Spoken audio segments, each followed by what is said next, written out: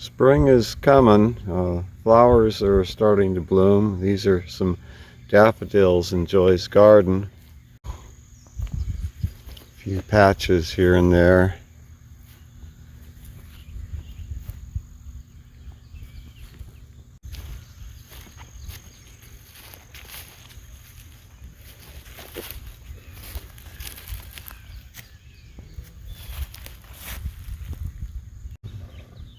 Wild violets are blooming in the lawn and the woods.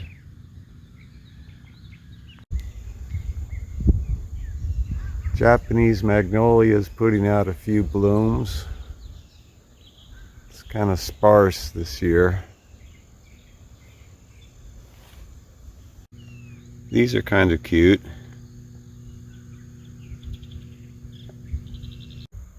The blueberries are blooming.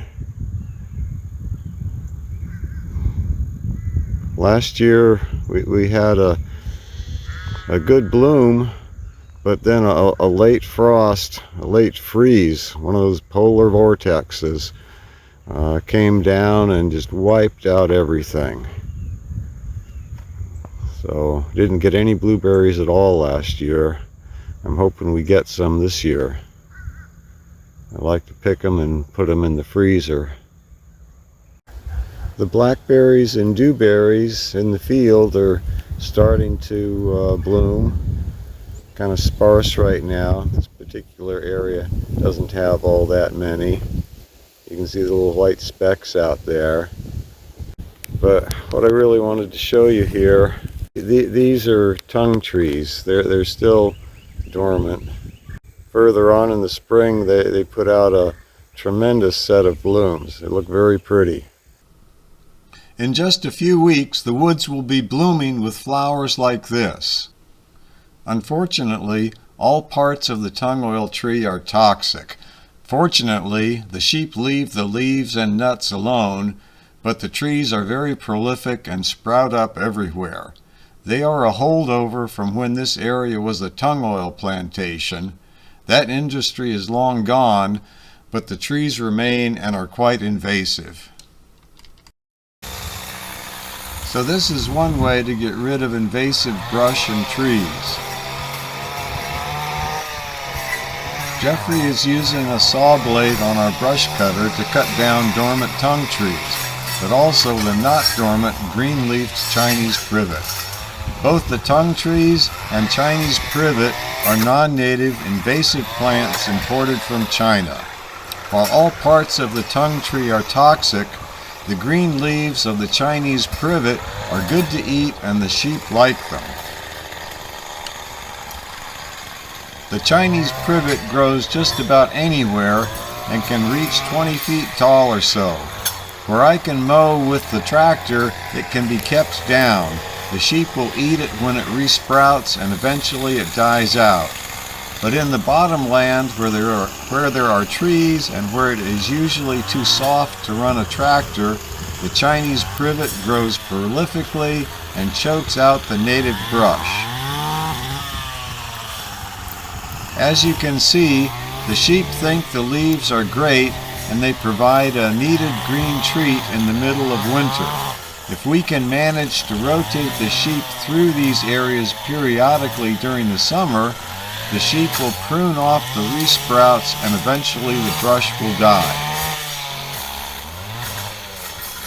During the summer, the leaf canopy of the Chinese privet is much denser and it shades out grasses and forbs that will grow in the bottomland.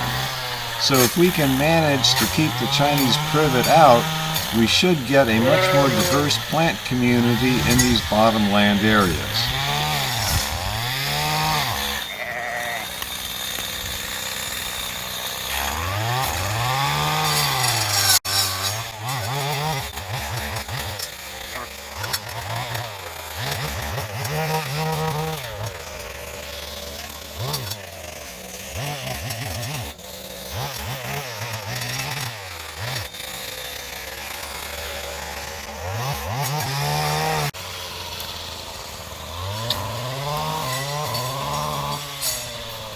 So Jeffrey has done a terrific job opening up these woods. Later we will take down a few of the dead, leaning, and trashy trees, but also leave enough of these dead and trashy trees for the woodpeckers to work in. We often see pileated and red-headed woodpeckers.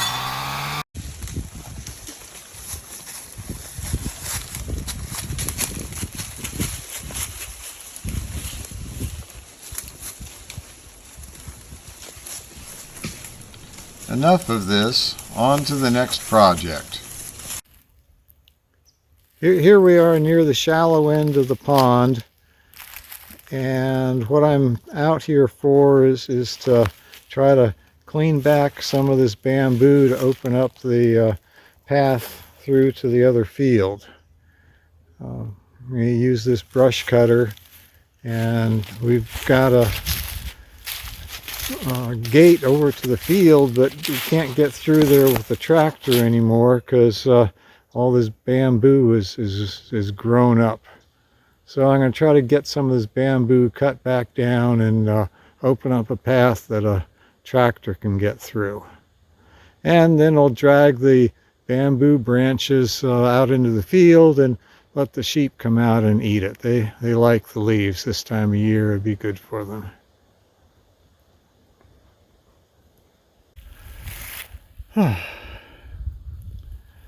Well, taking a break from dragging bamboo out,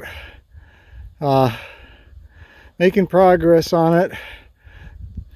It's a lot easier to cut it down than it is to clear it out of the way. It's always the way with pruning and that sort of thing. But anyhow, this is Moso bamboo. Moso bamboo has a well, it's construction grade bamboo, and you can see how thick it is here.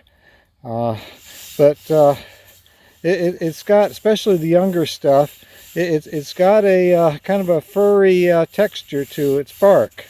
But I'm not sure if they still use it this way or not, but Orient used to use Moso bamboo, maybe other bamboos, I don't know, but they would use it to build scaffolding around buildings and help with construction projects. It certainly it grows large. Some of it's 3 inches in diameter, maybe larger. Stuff around here, that's usually my stuff is around 1 to 2, 3 inches at most. But I'll get the sheep out here eventually, or well, soon, before the leaves fall off, and I'll let the sheep go after it. Well, we've got some supplemental forage for the sheep. Got it all laid out there, dragged out of the path and laid out so the sheep can get at it. I'll still have to come back and clean out some of this smaller stuff up against the fence. But the main objective, getting a path cleared so I can get the backhoe back down on this side of the pond and not have to go over the pond dam, which sometimes is problematic. So I got a good path cleared out. Might have to do a little bit more later, but it's looking pretty good.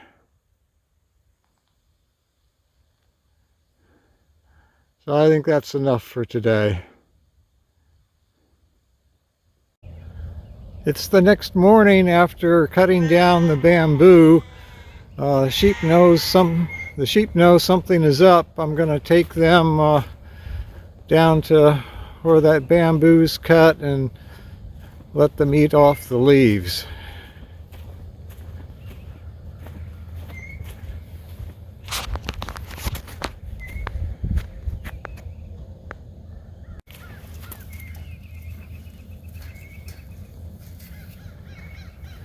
They know something's up. Come on, sheep!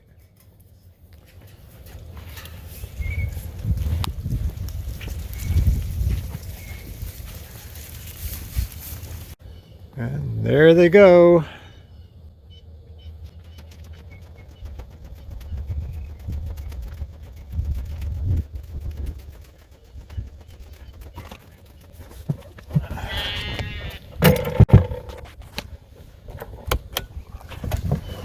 Okay, I'm going to drive in the buggy here to see if they'll follow me. Munch it! Munch it! Munch it!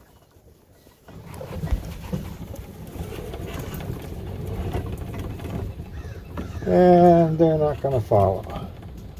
They think they want to go in where the oats are. To do this the hard way. Munch it!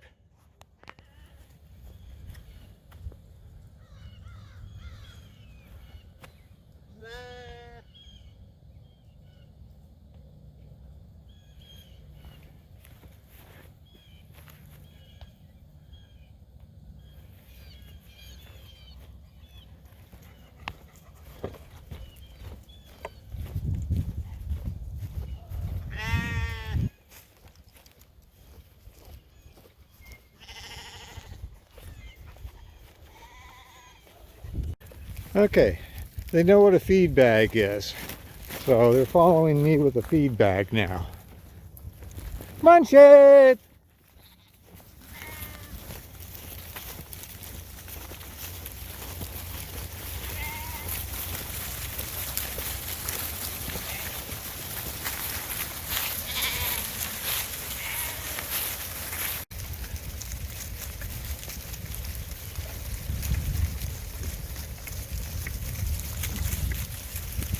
Okay. They seem to think bamboo leaves are acceptable.